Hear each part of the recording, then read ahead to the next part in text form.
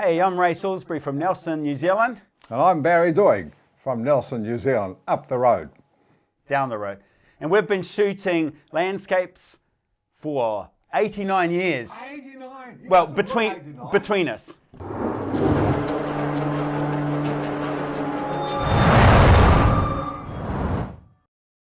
We're going to critique 16 more images, firstly from our fellow Kiwis and then from our international audience. Remember, our comments are merely from our subjective perspective. You may disagree, and that's perfectly okay. But first of all, I must point out that I say a lot. So, at the end of the video, could you record how many times I say in the description panel below? That'll help me eliminate the U word. Okay, let's get started. Now, first up is an image from Tongaparutu on the Taranaki coast. Now, I've been for a swim here years ago after climbing Mount Egmont, but Karen's beaten me to it here with a striking image. It's sort of like from an aerial or clifftop vantage point.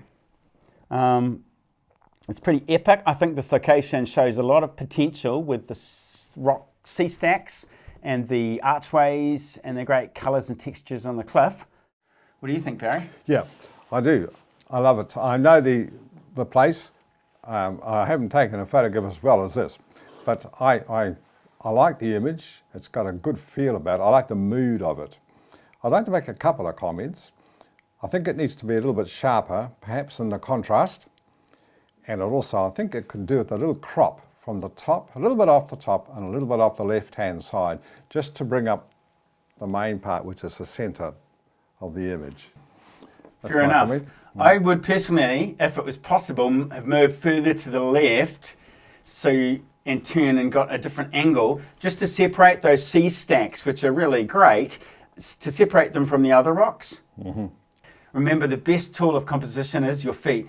Also, in terms of timing, it would have been great if the thundering Tasman Sea was colliding with those colossal cliffs. It would have been really epic and given more mood if you could see the waves, you know, at full tide.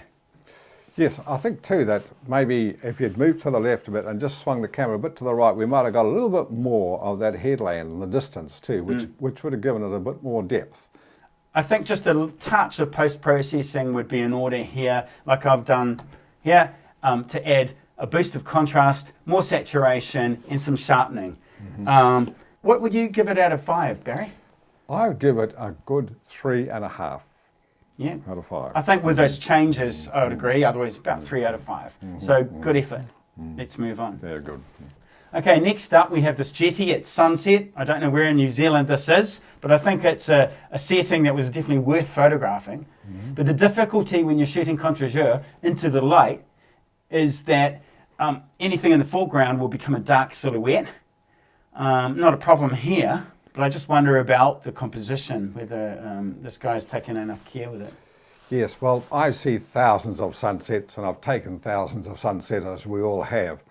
And I think here, although I like it, I think there's too much clutter in the foreground for me. I want to see the sun on the water, and I think you need to get over to the right of the jetty, or even get off the jetty altogether. I want to see the sun reflecting and producing those lovely contrasty waves on the water.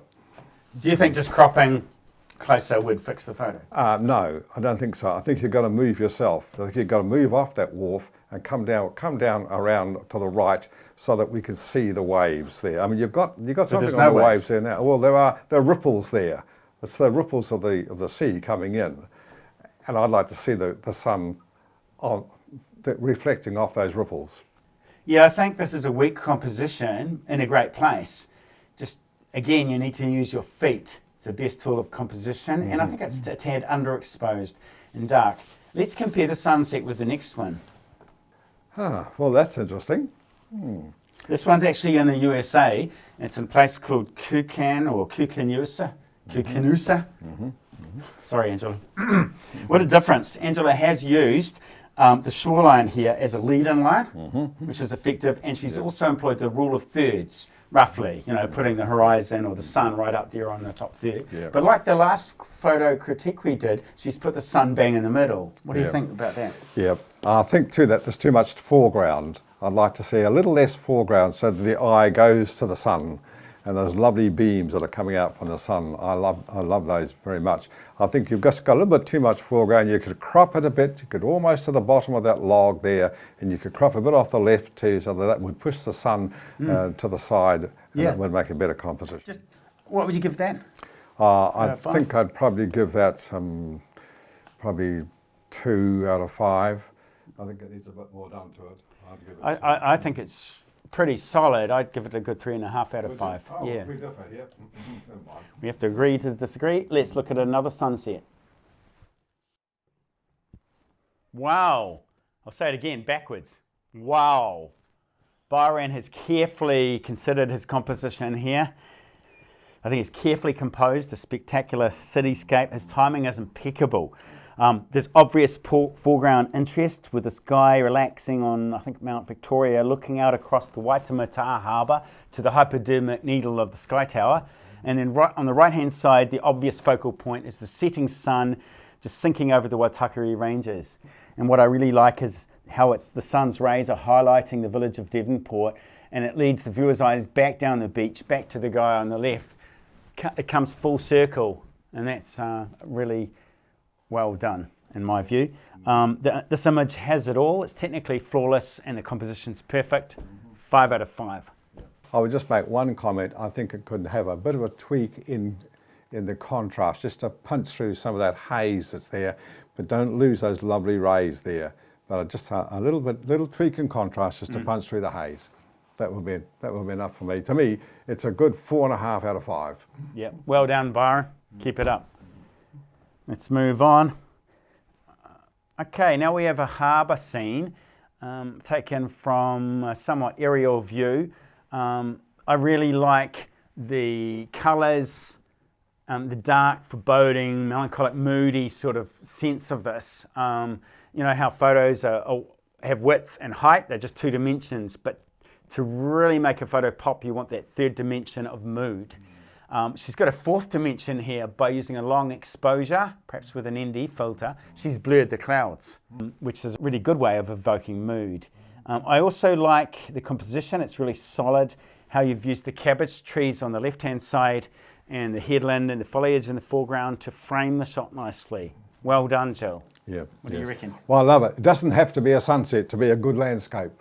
I love it because you've given the picture some thought. It's a common feature of photographs with the horizon in the middle that you end up with 2 pictures, the top part and the bottom part, and the eye doesn't know where to go. But in this case, you've used those trees, what are they? Cabbage trees, to link the 2 together so that the whole is greater than the sum of the parts. That's what I like about it. A little more tweak, perhaps, just to bring out some of the highlights of the foliage mightn't be a bad idea. A little bit a tweak in the saturation. I think it's underexposed a tad, and that's what I've done in Photoshop. I've just brightened it up a bit. And also, because it looks flat, it needs more contrast, but also just a bit more saturation in those wonderful colours. So that's pretty easy to do in Photoshop if you know how, and it's not hard to learn. Yeah, I'd also like to see you take out that stick in the middle there. That doesn't say anything to me. It intrudes into the picture. You could clone that out carefully, and it would just give it a bit more punch. Again, that would be pretty easy to do in Photoshop, so go for it if you've got the time. And yeah, I've given this scene, because I like it quite a bit, 4 out of 5. Oh yes, I'd say 4. 4 Oh, out of 5. well done, Jill. Keep it up. Okay, well now we have the Arrow River Trail, just 5 minutes away from the Chinese settlement in Arrowtown. Now, I was here 3 weeks ago, and this is a better shot than the ones I got. So well done, Thomas. You've used 1-point perspective. I really like the way the viewer's eye is led into the scene using the water pipeline on the left and the bottom of the tree trunks on the right. That's nice. Yeah. There doesn't have to be any particular point of interest in the centre, because the centre is the point of interest. It adds a bit of mystery. What's beyond there? That's what it's saying to me. It could have, what you could have done is just stopped down a little bit more to f16 just to increase the depth of field a bit. It's a little bit soft in the centre there, and you could increase your depth of field a bit by just stopping down to f16. I like the way you've used fallen leaves and the colours to evoke the season, which is clearly autumn. Yeah. So yeah, give that a solid 3 out of 5. Yeah, I was going to give it a 4. Oh, good. For what it is, it's pretty solid. This one is a ubiquitous boardwalk. You find these all over New Zealand on dock scenic reserves. But it does look like a smartphone snapshot. Sorry, Salma, but it does. It's also very small, like a JPEG from a phone. It's 1 out of 5. Sorry. I give it a 2. Be generous, yeah. I'm more generous than he is. Yeah. Okay, this is another shot from Jill. This time she's got a fresh perspective on the Church of the Good Shepherd, Lake Tekapo in Canterbury. And this is a great example of breaking the rules of composition. She's put the waterline smack in the middle to get that symmetry, with a mirror image of the mountain range being reflected in the lake. I also like the way you've chucked the church right over in the right-hand corner. Most people put it bang in the middle without thinking. So I like this. What do you think? Well, I think that I've seen there are thousands of pictures, millions of pictures of this little church, okay? And I've photographed them from all different angles. In this case, though, you haven't just photographed the church. That's not the dominant part of your picture. You want those reflections, and you've got them. And the church just adds a bit of punch to the landscape. It's a landscape photograph rather than a picture of a church, and I like it very much. I think it's a little bit soft in focus, and perhaps you could just increase the contrast of it and sharpen it up a wee bit. But it's a different approach to this subject, and I think it's very successful. Yeah, in Photoshop I've added a touch of polarization, boosted the contrast and saturation, and sharpened it with a high-pass filter. It just needs that bit of post-processing that all digital photos need, just a smidgen. Yeah. Pretty easy to do. I quite like this. I've given it a 4 out of 5. Yeah, I'll give it a 4. Well done, Jill. I'd like to see more from you. Now, young Tim, my #1 fan. This is another lake in Canterbury, this time Lake Pearson, near Arthur's Pass. It's definitely a worthy subject and reasonably solid composition with the waterline near the centre. Perhaps it could have been bang in the centre just to get that perfect symmetry and evoke the sense of tranquil peace and calm that you have indeed done. Although I think, like most photos need, you need to do this. Photoshop, boost the contrast and boost the colours, the orange and blue colours. Not all the colours, but just those ones need more saturation. Yeah, I think it's a lovely picture. I'd give that a 4.5 out of 5. I think with those changes, I'd give it 3.5 out of 5. Let's move overseas now to Lantau Peak. Apparently it's the highest hill in Hong Kong. I've always wanted to climb this hill. I think there's a temple on the summit, accessed by walking for hours up this cobbled stony pathway up this serrated ridgeline. I think it's a worthy subject, but you've got the wrong time of day. You can tell by the shadows, or lack of them, lack of form in the landscape, that it's been taken near midday when the sun's shining straight down and doesn't create long shadows, as you would get in the golden hour. If you came up here in the dark, just before sunrise, and nailed it in the golden hour, this could be amazing. Also, I think you've got a crop sensor camera, and you just don't have a wide enough angle lens to get more context to the scene, to show just a bit more context. It looks too cropped, especially on the right hand side. It looks too, the path is so close to the edge, it creates some tension. Not good. A lot of us landscape photographers do is that you've tried to get it all in, and I think you can't. So I think you've got to select. You've asked yourself the question: what can I take out of this picture to make it stronger? And I think in this case, you could have moved your camera around a bit to the right, and just clipped off at the edge of those hills there on the left there, and got a bit more. This track needs to be more in the field of view, and then you can still have the bay in the distance, but I think that will make it a stronger picture. Just move your camera around there. But also, Alexander, really, I think this image needed a polarizer filter across the lens. A polarizer filter cuts through that haze, or air pollution in this case, maybe, but it also increases the saturation. Now I've done that for you in Photoshop here, boosted the contrast and saturation a bit, easy tweak, but I think it needed to be thought through in camera first. What would you give that, Barry? I'd give that a 3. I've only given it a 2. Looks like a bit of a snapshot. Now moving to India. We have another image from Sabrodo. Thanks, mate. I really like the way you've cropped this as a panorama and cropped some of the sky, which is pretty boring. I like the way you've used a polarizer filter to get a deep blue sky. What do you reckon, Barry? Well, I think again, this is a case where you've tried to get it all in, and it's a good panorama landscape. But I think your real picture is in the right-hand half of the picture. You could crop right across to the middle there and a bit off the top there, and that would make it a stronger image. I like that foreground. It takes you in. It gives you a bit of depth, and then your eye goes up those hills there to the top of those snowy peaks. That's where your picture is. I personally like the complementary colours of blue and orange. They always work together, and the simplicity of the composition, just with a smidgen of foreground along the bottom to anchor it all. It wouldn't work without that. So you've got layering from foreground to background. All landscapes really need something in the foreground and something in the background to work and evoke that sense of depth. So I personally like it. It just needs a touch or a boost of contrast and saturation like I've done here in Photoshop. And I've also added a high pass filter over it to bring out the texture of the eroded mountains. Yeah, so I've given that a good 3.5 out of 5. I would have said 3. Yeah. 3. Yeah, I like it. Now from India we travel over to the US of A. If you can't work this out, it's the Manhattan skyline in New York. What I like here is the sense of foreboding that this approaching storm brings. Again, the third dimension of mood. What do you reckon, Barry? Again, I've seen hundreds of shots of the Manhattan skyline, and they get a bit boring after a while, the sort of picture postcard shots. But this one here's got a bit of mood, got a bit of feel about it. I like the depth too. On the left-hand side, you can just see through the mist there, the other, I can say mountains, the other skyscrapers there, which gives it a bit of depth. I think it possibly could, again, like most shots like this, could be improved with a bit more contrast on it. And maybe a bit of a crop off the bottom, and even a bit off the side there without cutting off that ridge. I like that long panorama again. It gives this feeling of space. I like the fact that you haven't got anything too close to the frame, no tension here. It does look a bit flat, and it needs that boost of contrast and saturation. It also needs the horizon straightened a smidgen.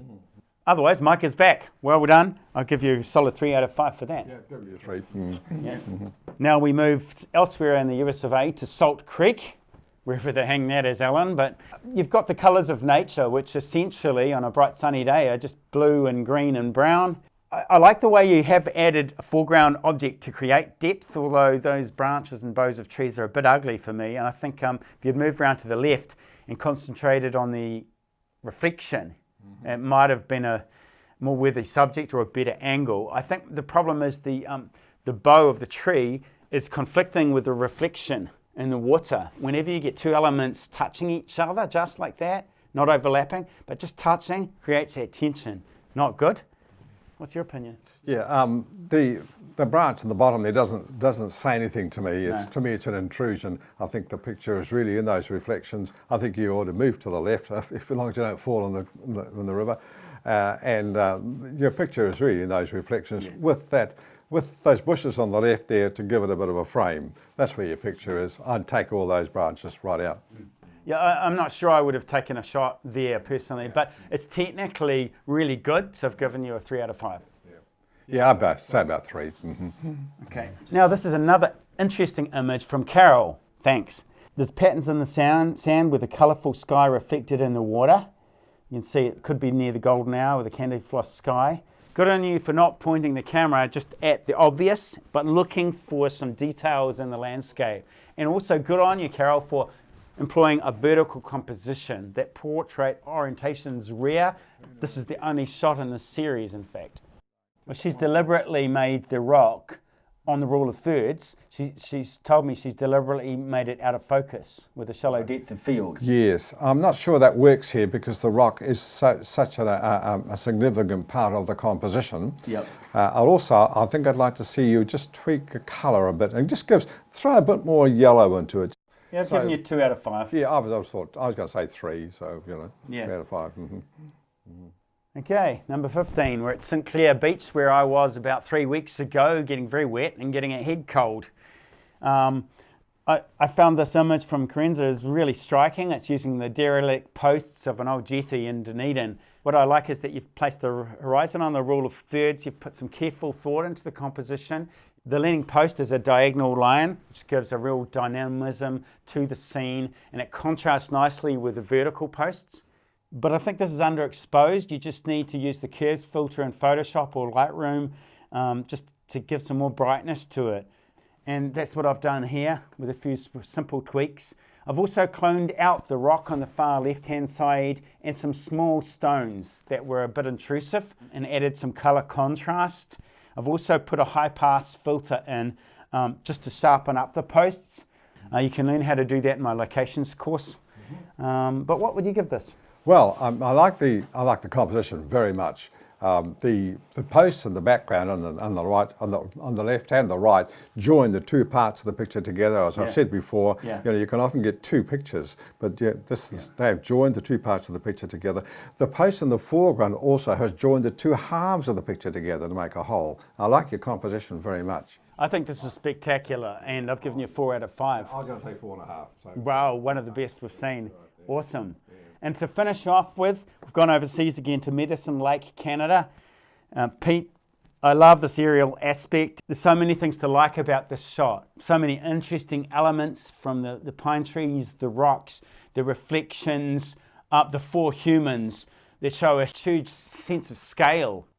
It seems like you've employed the shoreline of the lake to lead the viewer's eye from the road round into the shoreline, all the way around here to the mountains in the background, all the way around to the shoreline, the reflection, and it brings the viewer's eye full circle, and it just keeps the viewer's eye locked into the scene, which is a really good trick to use. So the shoreline of the lake is like a framing device.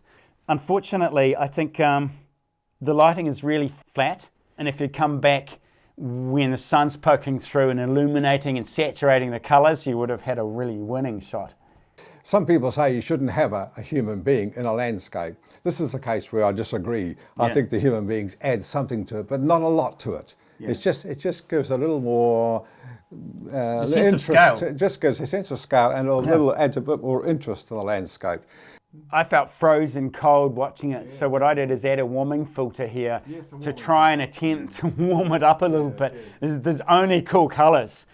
But otherwise, I've given you a good solid 4 out of 5. Pete, well done. I'll give it a 4 too. Yeah. I'll give it a 4. Yeah, it's a nice way to finish off. Yeah, good. Okay, thanks. Okay, well. Hey, thanks for watching. If you want your photo critiqued by me, read the description panel below this video where it says show more. Look for my email address where you can send your photos. Also, if you want to enjoy more tutorials like this and photo critiques, why not subscribe to the hotpixels channel, click the bell icon, and you'll get notified before anyone else. And to finish off, here's a shameless plug for my masterclass on landscape photography. Would you like to improve your Photoshop skills so your images really pop? Would you like to impress your friends? Fast track your photography skills on location so you know the right camera settings and basically feel good about your photography? Well, check out my locations course, click the panel down here and sign up now. Well, it's time to get out of here.